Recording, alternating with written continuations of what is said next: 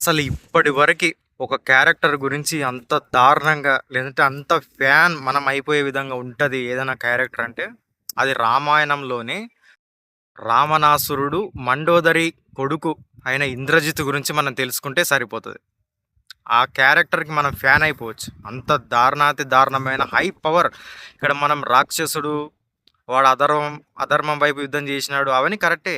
కానీ మనం ఒకటి ఆలోచించాలి. ఇప్పుడు మనం ఈడ మాట్లాడుకునేది వాడు రాక్షసుడు, వాడు అధర్మం వైపు యుద్ధం అది కాదు. మనం మాట్లాడుకోవాల్సింది ఒక వ్యక్తి ఎంతకైనా తన నమ్ముకున్న వాళ్ళ గురించి, వాళ్ళ నాన్న గురించి ఎంతకైనా తెగిస్తాడు. ఏమైనా చేయగలుగుతాడు. దాని గురించి ఇప్పుడు మనం మాట్లాడుతున్నాం. ఆయనకున్న అతీతమైన శక్తులు. ఇంద్రజిత్ అంటే మహాభయంకరమైన నాగాస్త్రాలు, బ్రహ్మాస్త్రాలు. ఆ! అసలు నాగాస్త్రాన్ని ప్రయోగిస్తే ఎక్కడ లేని అంత దారుణమైన వెపన్ అది. ఒకసారి దాన్ని ప్రయోగిస్తే రాముడు, లక్ష్మణుడు సమస్తమైన వానర సైన్యం మొత్తం ఆ నాగపాశాల దాటికి తట్టుకోలేక భూమి మీద పడి మూర్ఛపోతాయి. చనిపోయే దగ్గర విషం ఎక్కిస్తుంటాయి పాములు. అంత దారుణమైనది నాగాస్త్రం.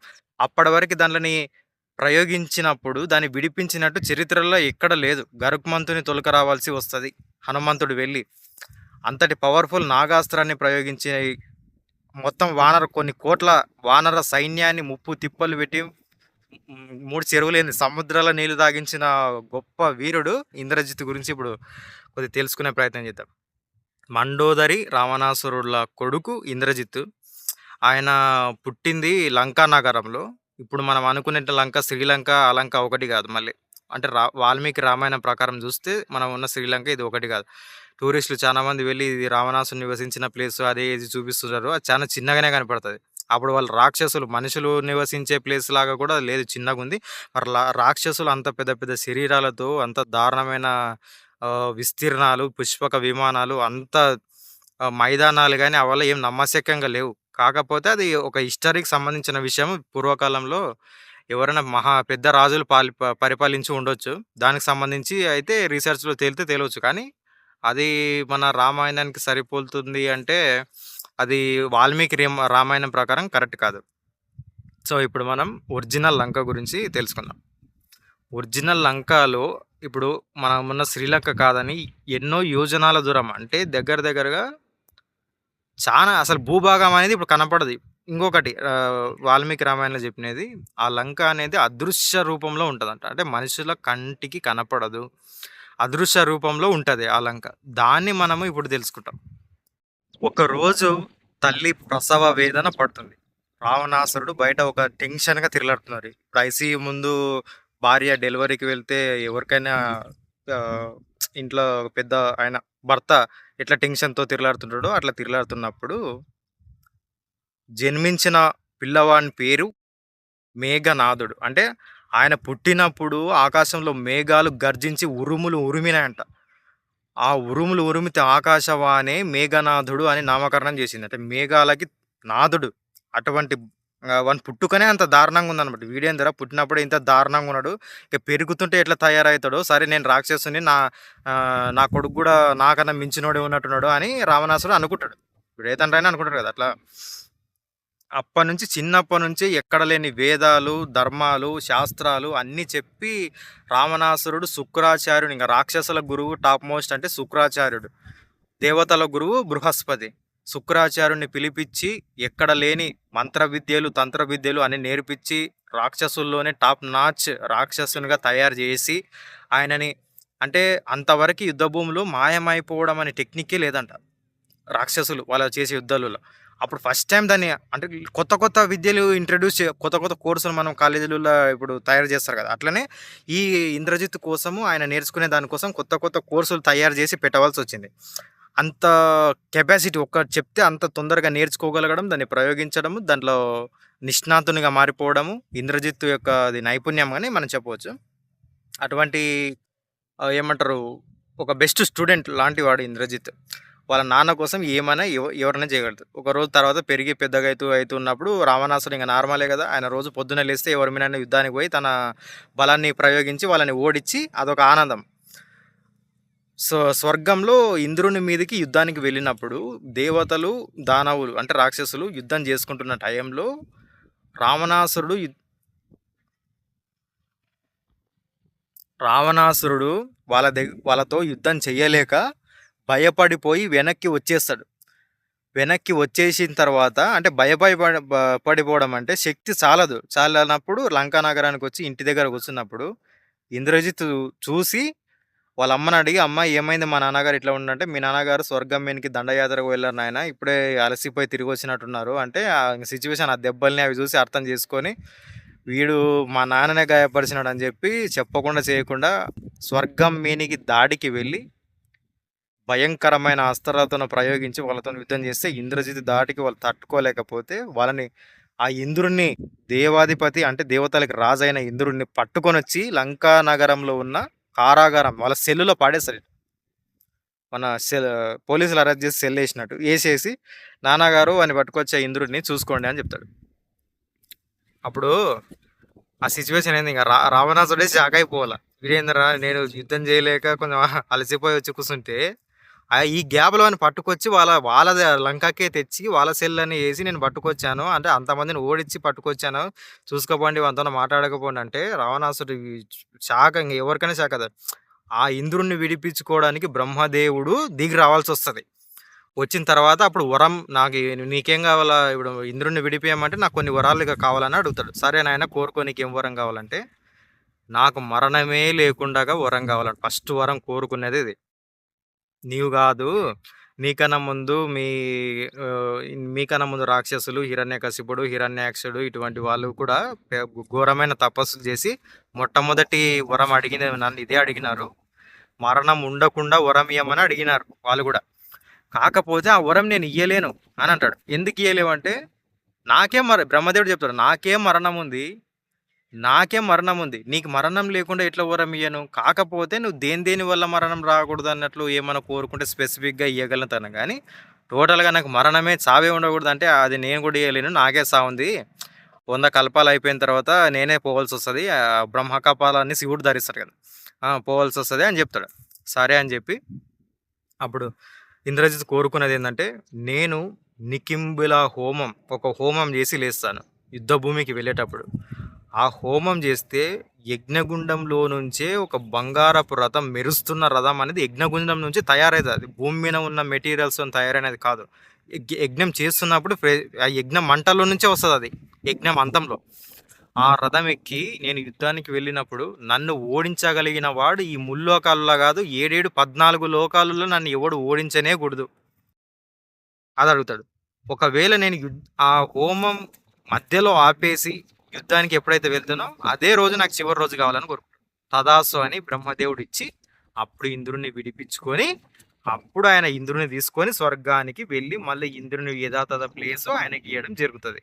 ఇంకా మిగిలినది రామణాసుడు సీతను ఎత్తుకొచ్చిన తర్వాత, రాముడు రాయబారం పంపిన తర్వాత అది విఫలమైన తర్వాత, ఇంకా రాముడు వానర సైన్యాన్ని మొత్తం తీసుకొని లంక మీదకి యుద్ధానికి వచ్చిన తర్వాత కొన్ని రోజులు యుద్ధం భీకరంగా సాగుతుంది. ఇంకా రాముడు, లక్ష్మణుడు, వానర సైన్యం, హనుమంతుడు, సుగ్రీవుడు, అంగదుడు, విభీషణుడు ఇటువంటి పెద్ద పెద్ద మహాబలశాలులు, అటువంటి రాక్షసులను కూడా ఎంతోమందిని, నీలుడు, సుసేనుడు, నలుడు ఇటువంటి పెద్ద పెద్ద వానరుల యోధులు ఎంతోమంది రాక్షసులని, వాళ్ళ రాక్షస సైన్యాధిపతులని మొత్తం వచ్చినట్టు చంపేసుకుంటూ పోతుంటే అప్పుడు ఇంకా ఈ రాక్షసుల కొదవ ఏర్పడుతుంది.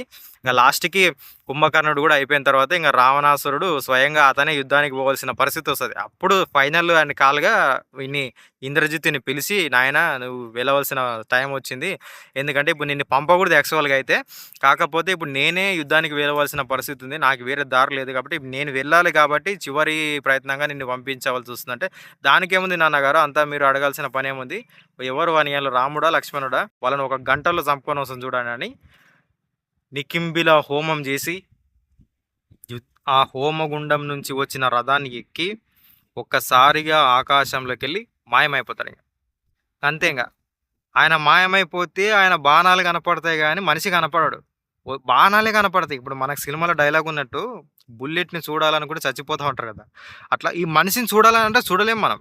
ఆకాశం నిలిగిని మాయమైపోతాడు, అంతే, కనపడాడు. ఇంకా ఆయన బాణాలే కనిపిస్తుంటాయి, ఆయన అస్త్రాలే కనిపిస్తుంటాయి, ఆయన దారుణమైన ఇంకా గాలికి ఎగిరి. ఇప్పుడు ఆ కాలంలో హనుమంతుడు, విభీషణుడు ఇట్లా చాలా మంది వానరులు గాల్లోకి ఎగిరి వాళ్ళ చుట్టే భూభ్రమణ శక్తి అనేది ఉంటుంది కదా, విపరీతమైన వేగంతోన ఒక 10 మంది వానరులను సెలెక్ట్ చేసుకొని ఈ యుద్ధ భూమి మీద ఉన్న మొత్తం ఆకాశంలో విపరీతమైన వేగంతోనే తిరగండి. వాడు ఏడైనా దొరుకుతాడు. దొరికితే వాడిని పట్టుకొచ్చేసి, బంధించేసి భూమి మీదకి తీసుకొని రండి. బంధించేద్దామని. అప్పుడు మనకి ఫికర్ ఉండదు. ఇప్పుడు గాలిలో మాయమైపోతాడు, కనపడడు. కనపడడంతోని యుద్ధం ఎట్లా చేయాల? కనపడితే కూడా యుద్ధం చేయడం అంత ఈజీ కాదు ఇంద్రజిత్తోన. కానీ వాడు కనపడడు. కనపడడు. మెయిన్ ప్రాబ్లమ్ అది. కాబట్టి మీరు బంధించి తీసుకెళ్ళండంటే విపరీతమైన వేగంతోన వాళ్ళ వేగం అనేది మనకి ఊహకు గూడా అందదు. అంత స్పీడ్‌తోని తిరిగే వాళ్ళు హనుమంతుడు, జాంబవంతుడు ఇటువంటి వాళ్ళు. వాళ్ళు విపరీతమైన వేగంతోన ఆ యుద్ధ భూమి మీద ఉన్న ఆకాశం మొత్తం తిరిగినా గూడా ఆ ఇంద్రజిత్ అనేటోడు అసలు దొరకనే దొరకడు. చెప్తారు. రామ లేడు, దొరుకుతలేడని. సరే ఏం చేస్తాం దొరకనప్పుడు? అట్లా వచ్చి కొన్ని కోట్ల మందిని చంపేసి, విపరీతమైన గాయపరిచి, అసలు ఇంద్రజిత్ వస్తుంటే అతని పేరు చెప్తేనే గజగజలాడిపోయి వానర సైన్యం వెనక్కి తిరిగి పారిపోయే పరిస్థితులొస్తాయి. ఈ విభీషణుడు వాళ్ళ బాబాయ్ గాబట్టి, విభీషణుడు రాముని పక్షంలో చేరింటాడు గాబట్టి, ఆ విభీషణుడు పోలికలు, ఇంద్రజిత్ పోలికలు ఒకలాగానే ఉంటాయి కొద్ది వరకి. ఆ విభీషణుడు అక్కడి నుంచి నడుచుకుంటూ వస్తుంటే, ఈ వానర సైన్యం చూసి వచ్చారా ఇంద్రజిత్ అని పారిపోయి అసలు వాళ్ళు ప్రాణాలు కాపాడుకోవడానికి అంత దూరంలో వస్తుంటేనే వాడిని చూసి ఇంద్రజిత్తే వీడు మమ్మల్ని చంపడానికి వస్తున్నాడని పారిపోయే సిచ్యువేషన్ కల్పిస్తాడు వాడు.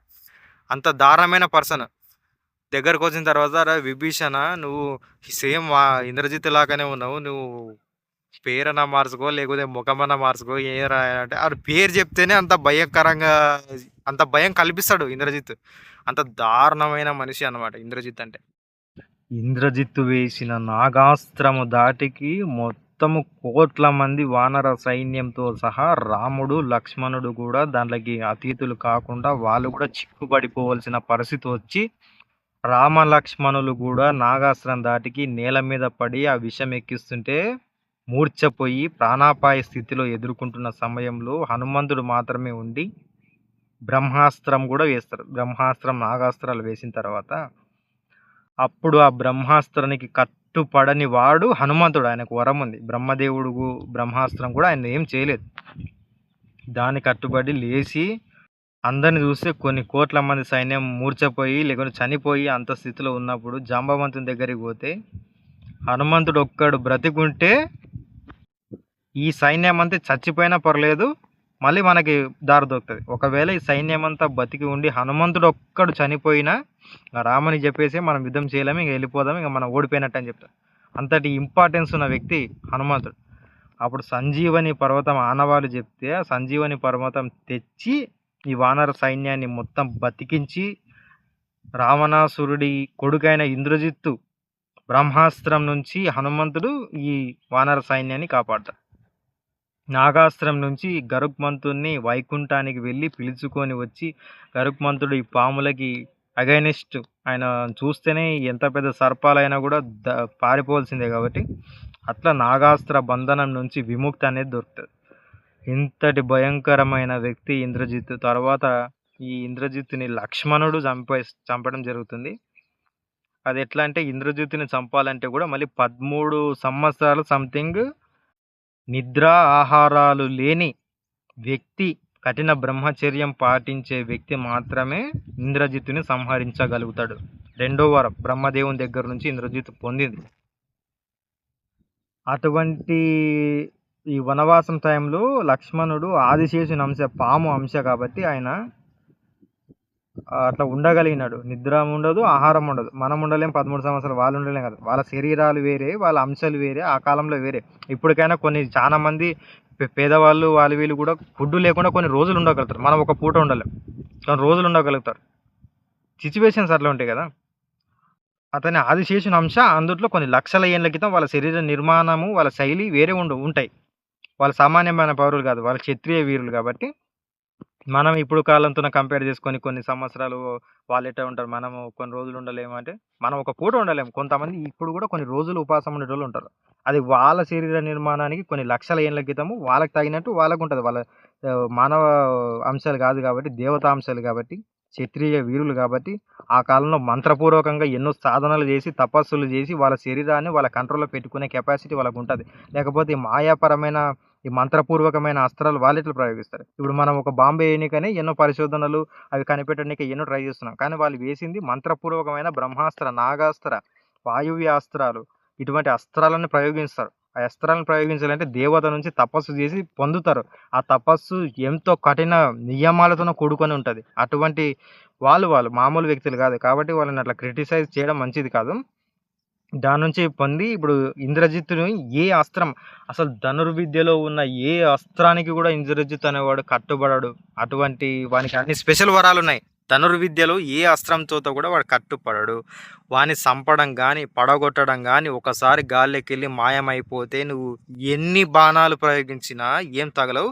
వాడు ప్రయోగించిన ఒక్కొక్క బాణము ఒక్కొక్క ఈ వానర సైన్యం గుండెల్ని చీల్చుకొని వెళ్ళి బయటికి పడుతుంది. ఒక్క బాణం కూడా వేస్ట్ కాలేదు. ఎందుకంటే పైన ఉంటాడు. గురి చూసి కొట్టగలుగుతాడు. కానీ వీళ్ళు కొడదామంటే కనపడాడు. ఒకవేళ గాలికి బాణాలేసినా అవి తగలవు కూడా. మాయమైపోతారు కదా! కనపడాడు కదా! ఆ గాలికి బాణాలేస్తే వేస్ట్. ఆయన వేసే బాణాలు కొన్ని కోట్ల మంది చచ్చిపోతారు ఇక్కడ. అది ప్రాబ్లమ్. అప్పుడు లక్ష్మణుడు నా అన్న ధర్మానికి నిలబడిన వాడైతే, నేను నా అన్న పట్ల ప్రేమ, భక్తి కలిగిన వాడినైతే, నా వదినమ్మ సీతమ్మ ఒక మంచి స్త్రీ అయితే, ఆమె సత్యవతి అయితే, శీలవతి అయితే, ఈ అస్త్రం వెళ్ళి ఇంద్రజిత్తుని తల నరికేయగా కానీ ఎక్కడ ధనుర్విద్యలోనే లేని ఒక మంత్రాన్ని వాళ్ళ ధర్మనిష్ట పరంగా వచ్చిన దాన్ని ఆయన స్మరించి వదిలిపెడితే ఇంద్రజిత్ కంఠాన్ని తగిలి నరికేసి ఆ అస్త్రం గాల్లోకెళ్ళి మాయమైపోతుంది. అంతటితో అసలు ఈ భూమి మీద అప్పటి నుంచి ఇప్పటి వరకు పుట్టిన ఒక మహాయోధుడు ఇక పైన పుడతాడని కూడా లేదు. రామాయణం నుంచి మహాభారతంలో అంత పెద్ద యుద్ధం జరిగిన ఘటోత్కచుడు రాక్షసుడు అంతా విజృంభించినా కూడా ఇంద్రజిత్తులో 1% 2% మాత్రమే అది. ఇంద్రజిత్ యుద్ధం ఏంది ఇప్పుడు అతిరథి, మహారథి, అతి మహారథి, మహామహారథి అని 5 శాఖలు ఉంటాయి. మన యుద్ధం చేసే వీరులని కేటగిరీస్గా విభజించినట్లు అట్లా విభజిస్తారు. అతి మహారథి అంటే కొన్ని కోట్ల మందితో యుద్ధం చేసే కెపాసిటీ ఒకటే టైంలో. ఇప్పుడు మహారథి అంటే 7,20,000 మందితోన ఏకకాలంలో యుద్ధం చేయగలిగిన కెపాసిటీ ఉంటుంది. అర్జునుడు, ద్రోణాచార్యుడు, భీష్ముడు, అశ్వత్థామ, తర్వాత భగదత్తుడు, ఈ ఘటోత్కచుడు, ఇటువంటి వాళ్ళు. కర్ణుడు మహారథి కాదు, కర్ణుడు అర్ధరథి. అంటే 5,230 మంది సంథింగ్ అట్లా 5,000 నుంచి 6,000 రేంజ్ మందితోన ఏకకాలంలో యుద్ధం చేసే కెపాసిటీ కర్ణునికి ఉంది. అంతేగాని వీళ్ళతో పోల్చుకునే అశ్వత్థామ, ద్రోణాచార్యులు, భీష్ముడు, భగదత్తుడు, నరకాసుని కుమారుడు వాడు, ఘటోత్కచుడు, తర్వాత విరాటుడు, ఇటువంటి వాళ్ళు మహారథులు. సో అట్లా ఆ మహారథులకి 12 రెట్లు అతి మహారథి. 12 రెట్లు అంటే వీళ్ళు 7,20,000 మందితో యుద్ధం చేసే కెపాసిటీ ఉంటుంది కదా, వీళ్ళకి 12 రెట్ల కెపాసిటీ ఉంటుంది అతి మహారథి ఒక్కొక్కరికి. అటువంటి అతి మహారథులు ఈ భూమి మీద పుట్టిన వాళ్ళు ఇద్దరే, హనుమంతుడు తర్వాత ఇంద్రజిత్. వాళ్ళిద్దరు ఒకటే కాలంలో ఉండి వాళ్ళే యుద్ధం చేసుకున్న వింత సంఘటన. అంటే వాళ్ళు భూమి మీద ఉండింది ఇద్దరే, ఇద్దరే యుద్ధం చేసుకోవాల్సిన పరిస్థితి వచ్చింది. అది అతి మహారథులు వాళ్ళు. వాళ్ళ తర్వాత ఉండే ర్యాంకు మహామహారథులు. అమ్మవారు, శివుడు, తర్వాత గణపతి, కుమారస్వామి, ఇటువంటి వాళ్ళు ఏకకాలంలో 20,60,00,000 మందితోనో సంథింగ్. వాళ్ళకి కరెక్ట్ నెంబర్ ఫిగర్లు కావాలంటే నేను తర్వాత చెప్తాను.